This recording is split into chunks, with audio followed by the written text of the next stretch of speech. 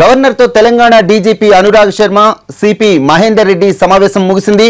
ఉమ్మడి రాజధానిలో ఏపీ పోలీసుల మోహరింపు తాజా పరిణామాలపై వివరణ ఇచ్చినట్లు తెలుస్తోంది.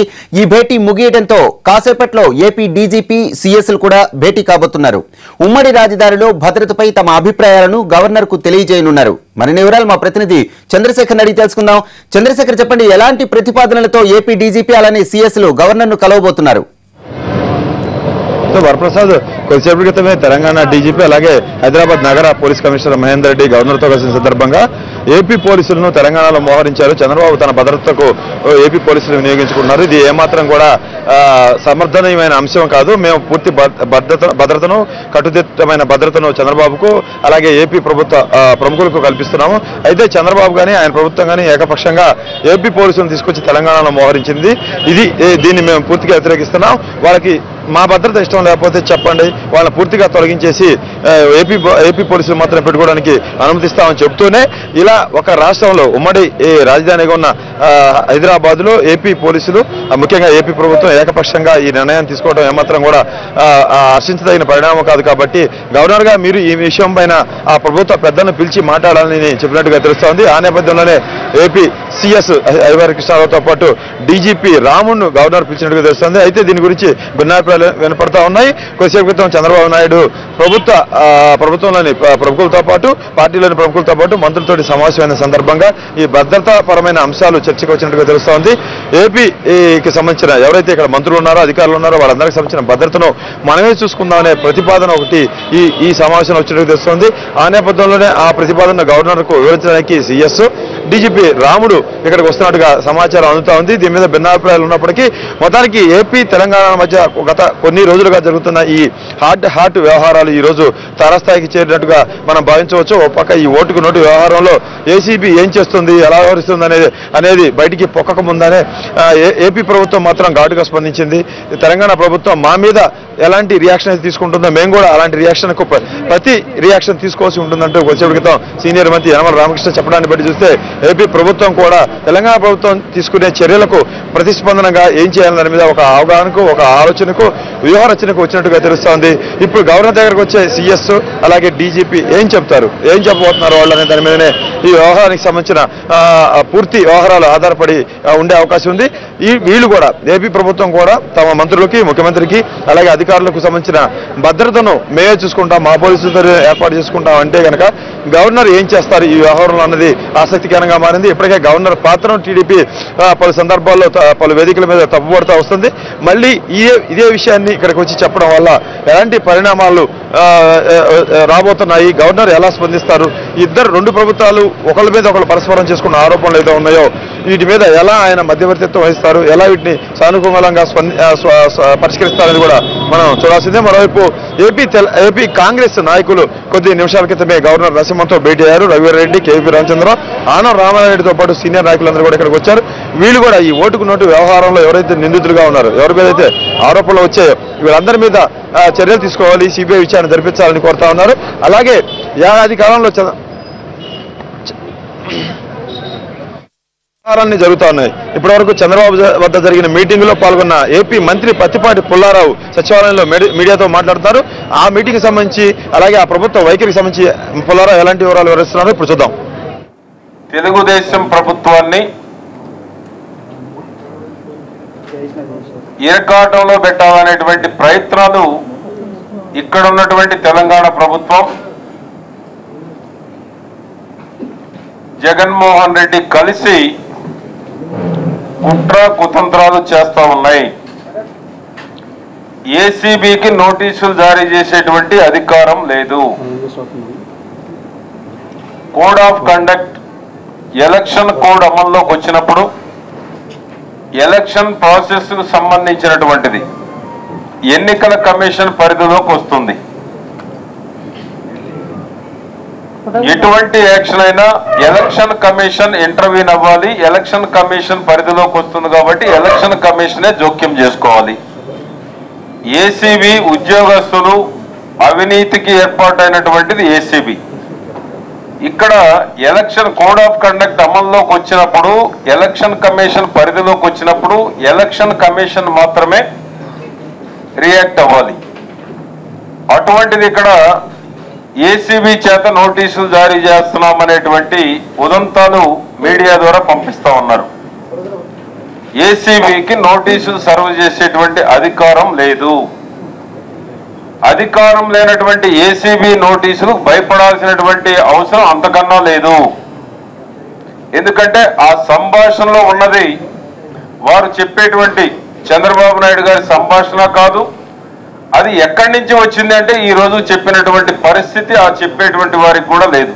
తెలంగాణ ప్రభుత్వానికి లేదు.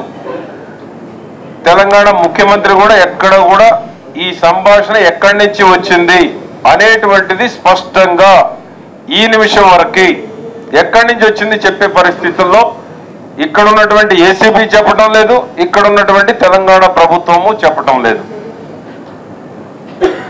కనుక ఒక ఫాల్స్ వాట్సాప్ పంపిస్తున్నారు, నోటీసులు జారీ చేయబోతున్నారు, ముఖ్యమంత్రి గారు రాజీనామా చేయబోతున్నారు, అశోక్ గజపతిరాజు గారు ముఖ్యమంత్రిగా ఎంపిక చేయబోతా ఉన్నారు. అంటే తాటాకు చప్పుళ్ళు కుందేళ్లు కూడా భయపడవు. తాటాకు చప్పుళ్ళు మేమెందుకు భయపడతాం?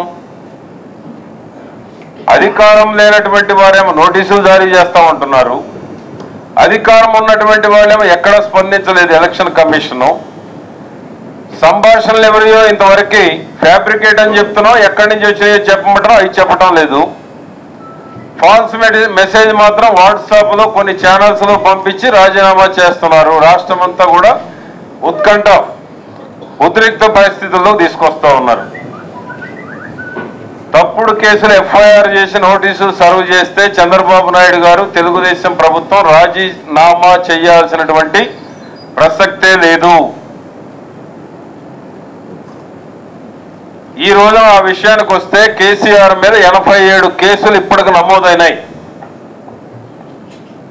87 కేసుల మీద కూడా ఒక సిట్ విచారణ జరపబోతా ఉంది ఆంధ్రప్రదేశ్ ప్రభుత్వం. మొత్తం ఏ విధంగా బెదిరించారో దాని మీద సిబిసిఐడి విచారణ కూడా జరపబోతా ఉంది. మూడవది ఫోన్ ట్యాపింగ్ వ్యవహారాల్లో మా దగ్గర పక్కా ఆధారాలు ఉన్నాయి. ఏసీబీ చేత తెలుగుదేశం ప్రభుత్వానికి ఆంధ్రప్రదేశ్ ప్రభుత్వానికి నోటీసులు ఇస్తే ఏదైతే మీరు కోరుకుంటున్నారో దానికన్నా బలమైన మా ప్రభుత్వానికి ఎక్కడ సంబంధం లేనటువంటిది మీరు రాజీనామా చేయాలని కోరుతున్నారు. మేము ఎక్కడ బెదరాల్సిన అవసరంలా, భయపడాల్సిన అవసరంలా ఎక్కడా లేదు. కానీ మా దగ్గర ఉన్న ఆధారాలతోటి తెలంగాణ ప్రభుత్వం కూలిపోయేటువంటి ఆధారాలు ఉన్నాయి.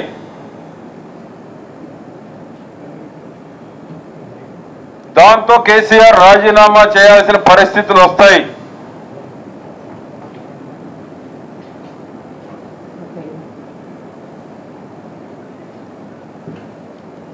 కనుక తెలుగుదేశం ప్రభుత్వంతో ఈ వాట్సాప్ లో ఫాల్స్ మెసేజ్ కావచ్చు, తెలుగుదేశం పార్టీ జోలికి వస్తే చరిత్ర ఒకసారి చూడండి. ఎన్టీఆర్ ఉన్నప్పుడు ఇందిరాగాంధీ వచ్చారు, తర్వాత సోనియా గాంధీ, తర్వాత రాజశేఖర రెడ్డి గారు ఏమయ్యారో ఒకసారి చరిత్ర తిరగేసి చూడండి. ఒక్కసారి చరిత్ర తిరగేసి చూస్తే ఇందిరాగాంధీ కానీ, సోనియా గాంధీ కానీ, రాజశేఖర రెడ్డి గారు కానీ ఏమయ్యారు? తెలుగుదేశం పార్టీతో పెట్టుకున్నటువంటి వాళ్ళు.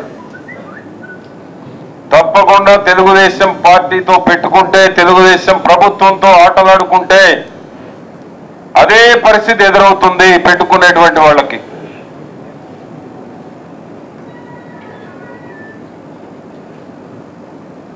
ఈ రోజు ఒక అడుగు ముందుకేస్తే 2 అడుగులు ముందుకేయడానికి ఆంధ్రప్రదేశ్ ప్రభుత్వం సిద్ధంగా ఉంది. మీరు ఏసీబీ చేత నోటీసులు ఇస్తే ఆంధ్రప్రదేశ్ ప్రభుత్వం చట్టపరంగా ఏమేమి ముందుకెళ్లాలో ముందుకెళ్తుంది.